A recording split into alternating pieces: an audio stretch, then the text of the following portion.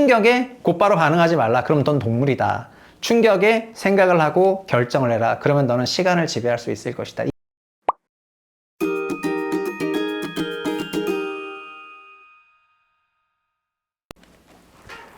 안녕하세요. 최상학의 부동산 심부름센터 최상학입니다.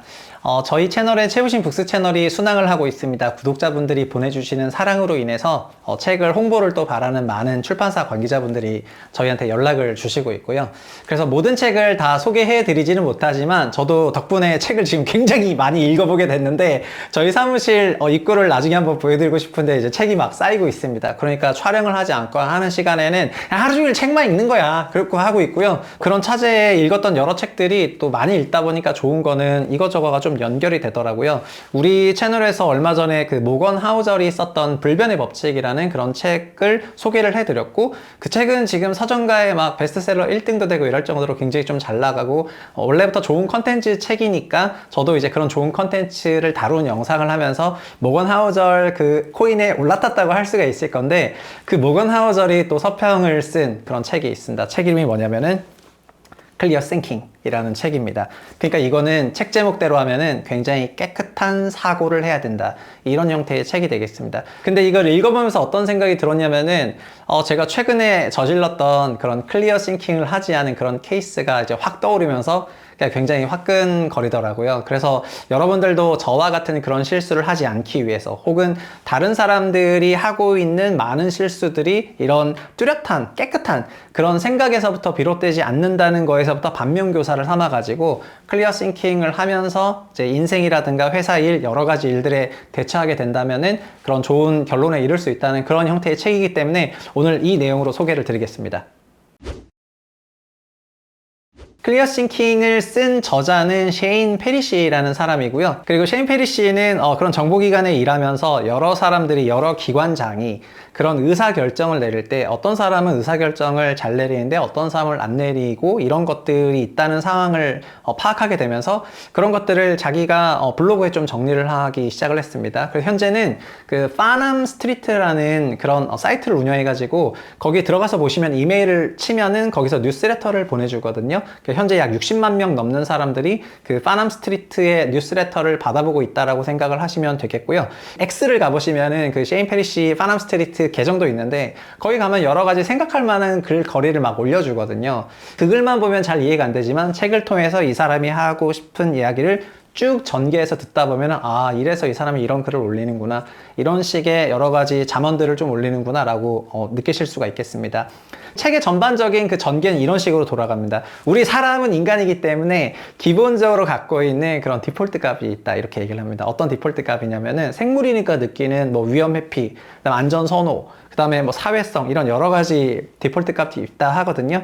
그거를 저자는 4가지 디폴트로 규정을 하게 되는데요. 첫 번째는 감정 디폴트라는 겁니다. 우리 인간은 감정을 갖고 있는 동물이기 때문에 여기서 뭘 딱 했을 때 내가 감정적으로 대응할 수가 있잖아요. 여기서 나오는 이런 감정적인 대응은 굉장히 디폴트하게 나오는 아주 자연스러운 반응이라는 겁니다. 저도 유튜브에 누가 나한테 댓글을 쓰면 화가 나요. 이거는 매우 감정적인 감정 디폴트로서의 그 체부심이 되는 거고, 그 댓글을 보면서 이 사람은 나한테 무슨 말을 하려고 했을까 이러면서 생각을 하면서 거기에 좀 차분하게 글을 달면 저는 그게 클리어 싱킹일 수가 있는 거예요. 굉장히 쉬운 예시가 되겠죠.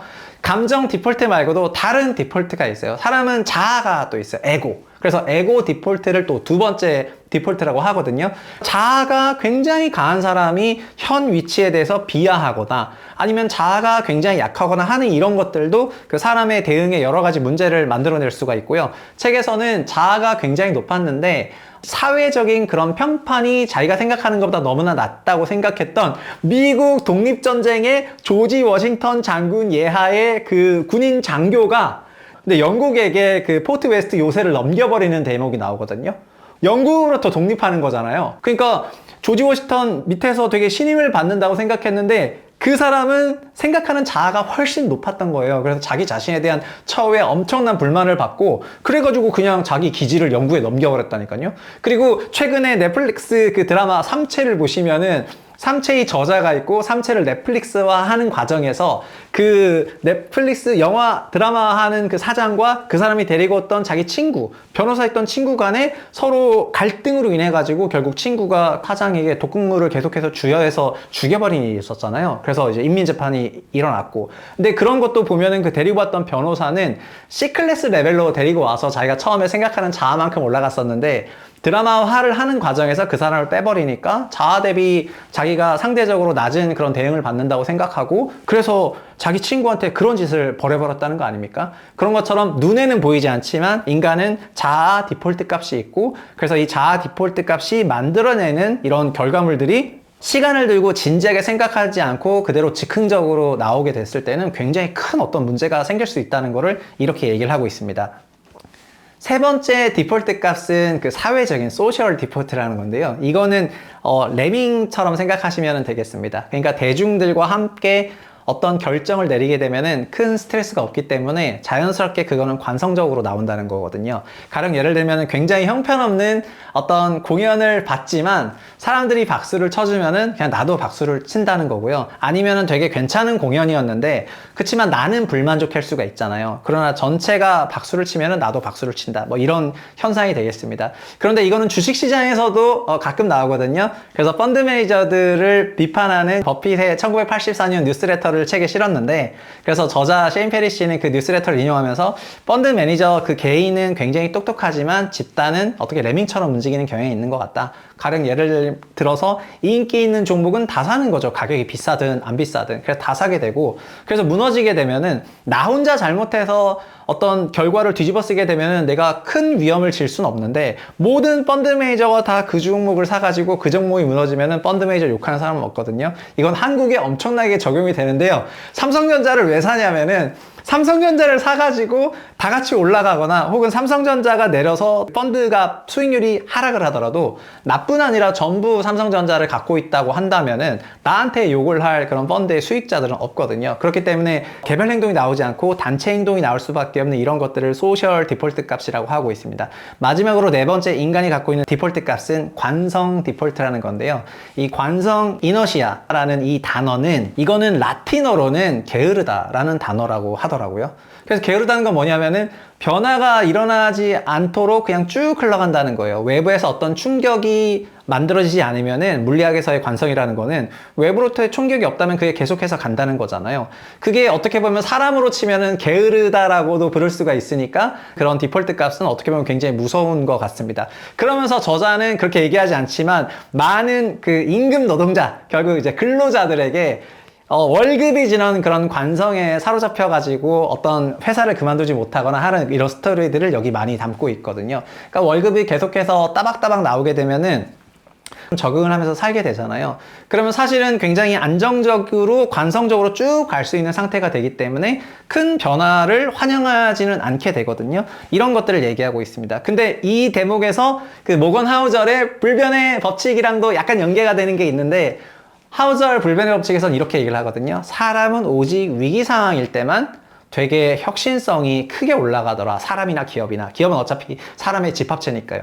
그래서 회사가 안정적으로 매출 이익을 낼 때는 왜 이런 회사들이 종국에 망하게 되냐면은 안정적으로 매출 이익이 나오고 있기 때문에 관성적인 사고가 이어지게 되면서 큰 변화를 받아들이지 못해서 절대절명의 위기에 사로잡히게 되는 그런 회사도 있고요. 반대로 회사가 막 어마어마한 적자고 좀 있으면 망할 것 같다 이러면은 그 극한의 위기감이 뇌를 팽팽 돌아가게 만들어가지고 엄청난 혁신들, 야 이것도 한번 해보자, 저것도 한번 해보자 이러면서 된다는 거예요. 이건 어떻게 보면은 초반에 돈을 못 벌었던 스타트업들이 혁신으로 이어지는 거랑도 약간 연결되거든요. 스타트업들은 돈을 못 벌기 때문에 월급을 잘 줄 수도 없고, 그러면서 어떤 생각을 하게 되냐면, 내가 이거 지금 한 3년, 4년 해왔는데 이거 내가 지금 실패하게 되면 나 지금 어떻게 될까? 그러면서 모든 스타트업들은 아이러니하게도 시간이 길면 길수록 위기가 커지고요. 위기가 커지면 커질수록 그 뇌는 빨리 돌아가요. 그래서 여기서 엄청난 혁신과 함께 이제 엑시트되는 모습이 나오거든요. 그래서 외부에서 스타트업을 봤을 때는 그냥 몇 년 전에 천천히 시작한 사람이 그냥 머리 좋고 공부 잘하고 이런 인텔리들 모여가지고 사업을 했더니 잘 돼가지고 성공적으로 엑시트했네라고 생각하시겠지만은, 많은 스타트업 종사자들을 찾아서 정말 물어보면은, 저도 스타트업을 하나 만들어 봤었지만은 뭘 하면 할 때마다 계속해서 위기감 속에 파묻히게 되면서 결국 나중에는 극한의 위기감으로 가면서 정반대로 창의력이 진짜 샘솟는 그런 과정이 나오게 되면서 그게 결국은 가치를 갖는 프로덕트로 연결돼가지고 이게 엑시트 되는 이런 것 같거든요. 그래서 이 인간이 갖고 있는 네 가지의 기본적인 디폴트 값, 이런 걸로 인해서 우리가 되게 생각하고 대응한다고 하는 것들이 사실 보면은 다 생각하고 대응하는 게 아니라 이 네 가지 디폴트가 각각 지분은 다르지만 이런 것들이 작동하면서 대응을 하는 거다라고 한 거고요. 저는 여기서 에고와 그 감정, 제 유튜브에 댓글들이 많이 담기지 않습니까? 그래서 그런 거에 막 그 적응을 하는 저를 보면서 아 그래, 나는 소셜 디폴트나 관성 디폴트에 대해서만큼은 어느 정도의 저항력이 있는 캐릭터인데, 근데 나는 그 감정 디폴트 값이랑 그 다음에 에고 디폴트 값에는 조금 저항력이 약한 캐릭터구나 라고 그렇게 좀 진단을 내렸고요. 그래서 뭐 차제에 말씀드리자면 유튜브 댓글 너무 맵게 달지 말아주세요. 나도 힘들어. 그리고 책은 이게 끝이 아닙니다. 그럼 우리는 어떻게 대응을 해야 되는가, 이제 그 얘기를 하겠습니다. 그럼 사람들은 이런 네 가지 디폴트 값에서 나오는 어떤 결정이 아닌 선택을 했을 때 어떤 문제가 되냐면은, 그것은 우리의 시간을 상당히 낭비하게 된다. 이것이 이 책의 코어 내용 중에 하나입니다. 그러면서 선택과 결정을 굉장히 유의미하게 구분을 하거든요. 선택이라는 거는 우리가 되게 많은 합리적인 결정을 내리는 것 같지만, 사실은 이 네 가지 관성 기본값이 작동하면서 거의 즉흥적으로 나오는 거를 선택이라고 하고요. 그리고 결정은 그런 네 가지 기본값들에게서부터 극복하기 위해서 내가 어떤 노력을 기울인 이후에 내리는 그런 결정, 이런 걸 결정이라고 하게 되거든요. 그래서 저자가 그 파남 스트리트 운영하고 그 여러 가지 성공했다고 하는 사람들을 만나서 쭉 들어보면은, 그 사람들은 그 네 가지 기본값으로부터 탈출하려고 하는 화법, 그 다음에 태도, 여러 가지 전략들을 다 가지고 있으면서 회사를 운영하건 아니면 다른 일을 하건 이렇게 활동했던 사람들이고, 그렇지 않고 높은 자리에서라도 하더라도 그 네 가지 기본값에 잠식돼 가지고 즉흥적으로 대응해버린 그런 선택적인 행위를 한 사람들은 그 위치에서 빠르게 내려가더라는 거거든요. 그러니까 사람은 항상 선택이 아닌 결정을 하기 위해서 그 사익 공간을 만들어야 되는데, 그 사익 공간은 결국은 시간인데요. 그래서 우리도 보통 그렇게 얘기하잖아요. 화가 나면은 10가지 세어봐라, 이렇게 얘기를 하지 않습니까? 그리고 화가 나서 내가 대응을 하고 싶은 거는 감정 기본값이 작동해가지고 빡 그 매운말이 나가려고 하는 건데, 10가지 세게 되면은 이제 호흡이 차가워지면서 머리가 이성적으로 작동해서 너 근데 그 말은 약간 서운했다, 이렇게 얘기하면서 좋게 말할 수가 있는 거거든요. 근데 여기서 만약에 극단적인 말을 해버렸다고 한다면은 나중에 사과를 한다 하더라도 그 사과를 되돌리기 위한 노력이 굉장히 많이 들어가고요. 이런 노력들은 결국 시간은 모두에게 공평하기 때문에 그런 실수를 한 사람과 안 한 사람 간의 시간 관리에 있어서 차이가 날 수밖에 없더라. 이게 하루가 아니라 계속 쌓이게 되면은 결국은 이런 기본값에 휘둘리지 않는 것이 자기 시간을 가장 효율적이고 합리적으로 쓸 수 있게 된다, 이런 얘기거든요. 그래서 영상을 보시는 분들이 직장 상사가 갑자기 나한테 화를 냈다, 그러면 이렇게 개기시면 절대 안 되고 하나 둘 셋 넷 다섯 10가지 세면서 이렇게 대응을 하시라는 그런 말씀을 드리겠고요. 그러면 거꾸로 상사가 좀 심한 발언을 한 거를 나중에 사과할 수도 있는 거 아니겠습니까? 그래서 이런 건데 되게 시사하는 바가 있다. 근데 여기 시간만 집어넣으면 되냐? 그게 아니죠. 그래서 그 셰인 페리시는 책에서 그 클리어 싱킹, 그러니까 결정을 내리는 과정을 클리어 싱킹이라 하거든요. 그러니까 사람은 지금까지 어떤 이벤트, 어떤 회의가 만들어지면은 바로 그 네 가지 디폴트가 작동하면서 선택을 했다. 근데 이런 회의가 생겼을 때 시간을 집어넣고 클리어 싱킹을 해라. 그렇게 하면은 그 다음에 결과가 된다. 결정이 되는 거죠. 그럼 이 클리어 싱킹을 하는 방법을 위해서 우리가 단련을 해야 된다라고 합니다. 마치 근육처럼. 그래서 어떤 걸 단련을 해야 되냐면은 첫 번째는 책임감을 높여야 된다. 되게 뜬금없죠? 무언가를 할 때 그거가 내 책임이다, 이렇게 말을 하는 훈련이 안 돼 있고 자꾸 남 탓하는 경향이 조금 있는데요. 내가 그것을 내 책임이라고 인정하는 그런 것도 굉장히 클리어 싱킹을 하는데 중요한 거기 때문에 첫 번째는 그런 책임감을 키우라고 얘기를 합니다. 두 번째는 자기 이해인데요. 이건 뭐냐면은 버핏이나 멍거가 하는 말이랑 거의 똑같거든요. 버핏은 자기가 모르는 거에 투자하지 않는다, 이런 얘기를 하거든요. 근데 사람들은 많은 경우에 내가 모르는데도 남이 얘기를 해서 내가 알게 된 건데 그것도 내가 아는 것처럼 오해하는 경우가 있습니다. 그렇다면 내가 그것을 진정 아는 게 아니기 때문에 충분한 이해도가 있지 않아서 그게 안 좋아질 확률도 좀 더 높아질 수가 있거든요. 그렇기 때문에 나는 내가 아는 것만 좀 잘할 필요가 있는데 셰인 페리시가 멍거랑 식사를 했나 봐요. 그래서 멍거가 뭐라고 얘기를 하냐면은 네가 잘하는 그런 적성에서 네가 적성이 있는 어떤 게임에서 다른 사람과 경쟁한다면은 무조건 이길 것이다. 그러나 네가 적성이 없는 그런 게임에서 다른 사람들이랑 경쟁한다면 거의 무조건 질 것이다. 이렇게 얘기를 하거든요. 그래서 그 얘기는 내가 무엇을 잘하는지 자기 자신에 대한 그런 이해를 해야 내가 하는 일들이 내가 잘할 수 있는 일인가 이런 것들을 이제 발견하게 되는 건데 투자에서도 그는 이런 얘기를 하고요. 내가 아는 것만 투자하는 거 이런 것도 되게 중요하다 얘기하고 그러면서 에피소드가 좀 재밌게 나오는데 부동산으로 돈을 크게 번 좀 친구가 있어가지고 친구 여러 명이 모였는데 그 중에 한 명 주식 애널리스트가 있었던 것 같습니다. 저같이. 그래서 이 친구가 주식에 대한 얘기를 엄청나게 했는데 설득력이 또 좋았던 것 같아요. 약간 저처럼. 그래서 막 혼미해졌어. 그냥 테이블에 있는 사람들이 전부 막 그 주식 당장 사야 되나? 이거 셰인 페리시도 거기 있었는데 뭐라고 했냐면은 야, 이 얘기는 내가 한 몇 년 동안 들었던 주식 얘기 중에서 가장 끌린다. 그러니까 저자도 거의 넘어왔거든요. 근데 부동산으로 돈 벌었다는 그 친구가 뭐라고 했는지 아십니까? 테이블에서 한참 막 그렇게 과열되고 있었는데 근데 미안한데 난 주식 몰라.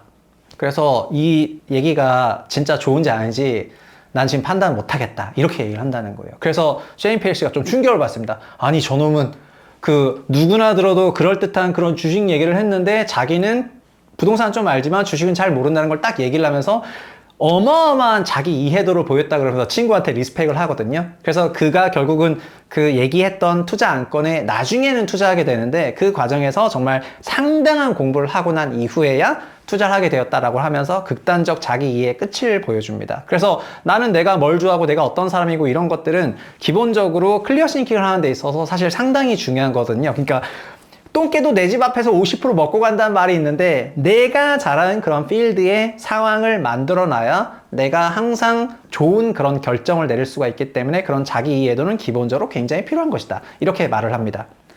세 번째는 어떻게 보면 당연한 것처럼 느끼는 건데 자제력이고요. 자제력은 화났으면 열새는 것 같은 그런 시간을 부여하면서 참는 거죠. 그래서 자제력은 감정이나 이런 걸 건드렸을 때 바로바로 올라올 수가 있는데 그런 걸 안 하는 훈련들을 할 필요가 있다라고 이제 말씀을 드리겠는 거고요. 이거는 저도 좀 의식해서 하고는 있는데 사람이 좀 자제력이 잃게 되는 그런 순간에는 때론 폭주한다고 하잖아요. 또 이런 자제력이라는 거는 말뿐만 아니라 어떤 의사결정에 있어서도 자제력이 요구가 되거든요. 근데 이런 말을 하는 저도 굉장히 부끄럽습니다. 왜냐하면 제가 유튜브를 시작한 거는 20년 5월에 그냥 채널 쭉 잘 키우고 있었는데 그냥 이제 모처에서 민원을 넣어가지고 저보고 유튜브 계속하면은 뭐 문제가 된다 이러면서 감독원 민원이 들어오다 보니까 감독원이 이제 준법실에 영향을 줬고 준법실에서 이런 얘기를 해가지고 저한테 유튜브를 안 했으면 좋겠다라고 얘기를 하게 되고 유튜브 계속하면은 이제 징계를 하겠다는 그런 케이스가 나오게 된 거예요. 그러니까 저는 유튜브를 하면은 징계를 하는 케이스가 됐는데 유튜브는 당시 110만 원 정도의 수익밖에 없었거든요. 저는 연봉이 아주 높았는데 그런데 그 얘기를 하고 제가 좀 생각을 하고 바로 대응을 했으면 좋겠는데 어떻게 보면 생각을 안 한 건 아닙니다. 다음날 대응했거든요. 어떻게 대응했냐? 그냥 사표를 썼습니다. 그래서 매우 즉흥적으로 자제력 없이 대응을 했던 것 같아요. 어쨌든 저는 클리어 싱킹을 하진 않았지만 어떻게 운때가 맞아가지고 이렇게 유튜브를 하게 됐는데 내가 이 부분에선 자제력이 조금 없었구나 라고 생각을 하고 아까도 말씀드렸지만 자제력 없이 행동해서 회사를 때려쳤어요. 그럼 어떻게 되면 여러분 위기 상황에 빠지죠? 그 위기 상황에 빠지면 어떻게 돼요? 뇌가 돌아가거든요. 자, 뇌가 돌아가면 혁신이 만들어지면서 그래서 어떤 더 큰 기회가 오기도 하는 겁니다. 그러니까 무조건 그만두지 말라 이건 아니지만 그런 판단을 할 때 있어서 이런 것들을 굉장히 의식해야 된다 이런 부분이고요. 마지막으로 클리어 싱킹을 위해서 우리가 노력해야 될 부분이 자신감인데요. 어떤 것들을 하는 데 있어서 그냥 근거 없는 자신감이 아니라 근거가 있는 그런 자신감을 키우라는 그런 얘기를 합니다. 그러면서 잔잔한 파도에는 누구나 배를 띄울 수 있다는 그 로마 시대 노예 출신 작가 사이러스가 그런 얘기를 하거든요. 잔잔한 바다에는 누구나 배를 띄울 수가 있다. 그리고 이런 격언도 있어요. 잔잔한 파도는 좋은 항해사를 만들어내지 못한다. 이렇게 얘기를 하거든요. 위기가 있어야지 좋은 항해사가 만들어지는 건데 잔잔한 파도 속에선 자신감이 다들 넘찬 겁니다. 저도 이것도 읽으면서 또 저를 반성했는데 2006년부터 2008년까지 대세 강세장이 왔습니다. 마치 2020년부터 2021년 말까지 2년 동안 주택시장 초강세장이 온 거랑 똑같았습니다. 근데 그때는 저금리 메타로 자산 가격이 일제히 상승했고 2005년부터 2008년도 그런 유사한 흐름 속에서 자산가격이 전체적으로 강세였는데 저는 그때 제가 주식을 매우 잘한다고 생각해서 이제 굉장히 자신감에 차서 잔잔한 물이었는데 잔잔한 물에 배 띄워가 배가 앞으로 좀 가니까 아 뭐야 이거 배 젓기 왜 이렇게 쉬워 이러면서 더 높은 포지션을 잡으면서 이제 주시장에 대응을 했다가 폭망했다는 거 아닙니까? 그래서 저는 부동산도 22년에 많은 사람들에게서 잔잔한 바다 같은 그런 안정적인 바다를 줬고 많은 사람들이 뭐 부동산 쉽네 그냥 전세 끼고 집만 사면 되는 거구나 이러면서 갭 투자 막 몇십 채 몇백 채씩 하고 이런 플레이를 했던 사람들이 지금 파도가 살짝 치니까 이제 다 휘청휘청 거리고 있는 그런 상황이라고 생각하고요. 이런 상황을 견뎌낸 사람들은 결국은 좀 더 성숙한 항해사가 될 겁니다. 그러나 이런 상황에서 배가 침몰돼서 결국은 안 좋게 되는 경우에는 다시는 배를 몰 수 없게 되는 거죠. 그러니까 여기서도 불변의 법칙 모건 하우절 얘기가 나오는데 위험을 절대 과소 측정해서는 안 되고 모든 걸 다 생각한 다음에 남아있는 게 위험이기 때문에 그걸 위해서 저축을 항상 오버 저축하라고 이렇게 얘기를 하거든요. 왜냐면 우리가 항해를 하는 데 있어서 파도가 없을 수가 없잖아요. 인생도 마찬가지인데 조금의 그런 변화로 인해 가지고 내 인생이 송두리째 바뀌게 되는 그런 케이스라는 거는 사전에 준비를 못한 게 되는 거거든요. 이 유튜브 씬도 2020년에 유튜브 시장이 10배 커지게 되는데요. 그러니까 모든 유튜버들이 다 유튜브가 되게 쉽다고 생각을 했습니다. 근데 2021년이 되니까 유튜브가 어느 정도 성장이 좀 차기 시작했고 그때부터는 경쟁이 어마어마하게 치열하게 됐어요. 그래서 그때부터는 화질, 편집, 기술, 내용 등등 많은 부분에서 새로운 전략적 접근들이 필요하게 됐었는데 근데 20년의 유튜브 관성은 그런 게 아니었거든요. 그냥 대충 영상만 찍어도 조회수가 잘 났단 말입니다. 현재는 그런 채널로 성공하기가 되게 어려워졌습니다. 그래서 과거에 물 들어올 때 유튜브 띄운 사람들은 다 잘 됐는데 현재 그 잘된 거가 유지된 게 내가 잘해서 내가 잘나서 계속해서 유튜브를 잘하고 있다라고 생각을 하다 보니까 투자가 좀 안 되거나 이러면서 채널이 21년 위상 대비 내려간 채널이 있고 거꾸로 21년도 위상 대비 이렇게 올라간 채널이 있거든요. 그래서 이런 부분들은 다 모건 하우절 뿐만 아니라 셰인 페리시 같은 이런 사람들이 말하는 결국 클리어 띵킹 이런 거의 어떤 결과물이라고 할 수가 있고 그래서 우리는 이런 것들을 잘 훈련을 해서 그 다음에 실제 사고를 해야 된다 이렇게 말씀을 드리겠습니다. 마지막으로 이 사고법 얘기만 하고 이제 영상을 끝내도록 할게요. 저자는 사고를 1단계 사고와 2단계 사고로 나눠서 얘기를 하는데요. 1단계 사고는 어떤 여러 가지 선택지들이 있으면 일단 첫 번째 바로 대응하는 거는 그거는 초이스이기 때문에 이건 안 되고 생각을 하고 나서 대응을 해야 되기 때문에 이게 결정이 되는 건데 그 생각이라는 것도 층위를 나눠서 얘기를 하게 되면요. 회사를 그만둘까? 대학원으로 갈까? 아니면은 다른 경쟁사로 옮길까? 아니면 좀 쉴까? 다니던 회사를 계속 다닐까? 이런 유사한 상황이 있으면은 그런 상황들만 놓고 보면은 그게 1단계 사고라고 하고요. 2단계 이상의 사고를 할수록 생각이 명료해지는 게 있는데 회사를 그만둘까? 그러면 그만두면 뭘 할까? 그러니까 학교를 갈까? 학교를 가면은 내가 박사, 석사를 받아서 다른 회사에 이직을 할 수 있을까? 이직한다면 거기서 얼마를 받을까? 학교를 다닐 때 장학금을 받을 수 있을까? 장학금 누구한테 줄까? 이런 추가적인 정보들을 통해 가지고 1단계 사고가 아니라 2단계, 3단계 사고로 되면 될수록 사고가 굉장히 넓어지긴 하지만은 충분한 비교들을 통해 가지고 그 중에 뭘 하나 딱 결정하게 되는 그런 거를 결국은 클리어 띵킹으로 가는 길이라고 해요. 그래서 저는 이 책을 읽고 이 책이 우리가 모르는 얘기를 한 것도 아니고 완전 뭐 처음 듣는 얘기를 한 것도 아니고 그냥 굉장히 그랬던 것 같다 느꼈던 것 같다 이런 것들을 좀 잘 담고 있는데 확실히 그 서양은 어떤 거의 개념화 이런 거가 굉장히 좋다는 걸 조금 느꼈고요. 그 인간이 반응하는 거를 4가지 기본값으로 만들어 가지고 얘기한 거나 그거를 극복하기 위해서 우리가 해야 되는 그 4가지도 4대4로 매칭을 해가지고 딱 준비해서 만들어서 설명하는 거나 이런 것들을 개념화를 굉장히 잘했다고 생각하고 메시지는 어떤 충격에 곧바로 반응하지 말라. 그럼 넌 동물이다. 충격에 생각을 하고 결정을 해라. 그러면 너는 시간을 지배할 수 있을 것이다. 이게 이 책의 결론이 되겠습니다. 그래도 책에는 굉장히 다양한 그런 내용들이 많이 있기 때문에 정말 한번 보셨으면 좋겠고 모건 하우절 책이나 다른 책이랑 같이 연계해서 본다면은 이해도가 더 배가 되는 그런 책이라고도 할 수 있어서 같이 보시면 더 좋을 것 같다 이렇게 말씀드리겠습니다. 오늘 채부신 북스는 이 정도로 하겠고요. 다음 시간에도 좋은 내용으로 찾아뵙겠습니다. 감사합니다.